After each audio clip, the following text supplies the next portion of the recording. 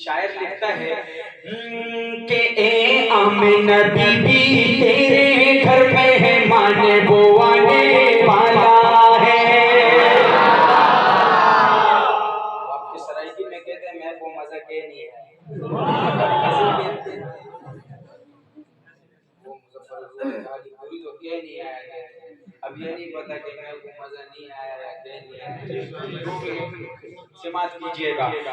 میں دوبارہ پڑھتا ہوں. آپ کی گونج آج شاہ جمال میں ہونی چاہیے کہ نبی کا دیوانہ صحیح جاگ رہا ہے رات کی اس پہر کہ اے آمنہ بی بی تیرے گھر مہمان وہ آنے والا ہے. اے آمنہ بی بی تیرے گھر مہمان وہ آنے والا ہے. اے آمنہ بی بی تیرے گھر مہمان وہ آنے والا ہے. جو کعبے کو بت خانے سے پھر کعبہ بنانے والا ہے.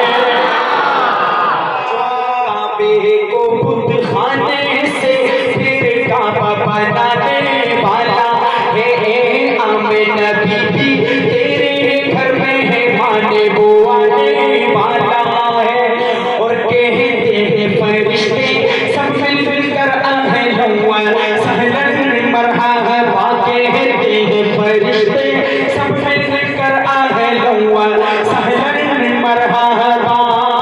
کہتے ہیں فرشتے سب مل کر اہلا و سہلا مرحبا.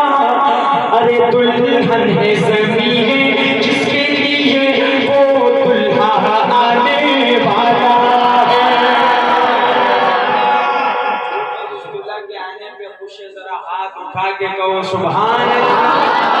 کہ دلہن ہے زمین جس کے لیے وہ دلہا آنے والا ہے. اے آمنہ بی بی تیرے گھر مہمان وہ آنے والا ہے. اور اے بھائی حلیمہ تو ایسے بچے کو لے کر جاتی ہے. اے بھائی حلیمہ تو ایسے بچے کو لے کر جاتی ہے. بھائی حلیمہ تو ایسے بچے کو لے کر جاتی ہے.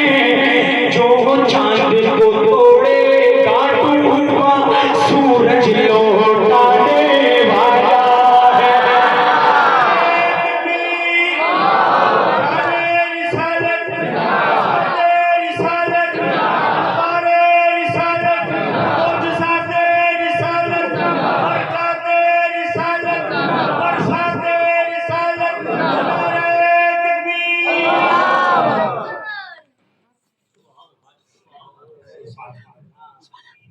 مجھے پتا تھا یہ پرچی آنی ہے اسی لیے یہ پڑھنا ہے. اب ایسا ہے صاف بات ہے میں بالکل جو میں گاڑی سے اترا ہوں تو وہ قاری صاحب مجھے دے حضرت آئے مفتی صاحب دامت برکات آج محمد شفیق صاحب تو میری آنکھیں سرخ تھی سفر کر کر کے. ہم بھی انسان ہیں کرے گا سب کل وہاں سے چلا کر رات کو پروگرام میرے در پھر جائیں.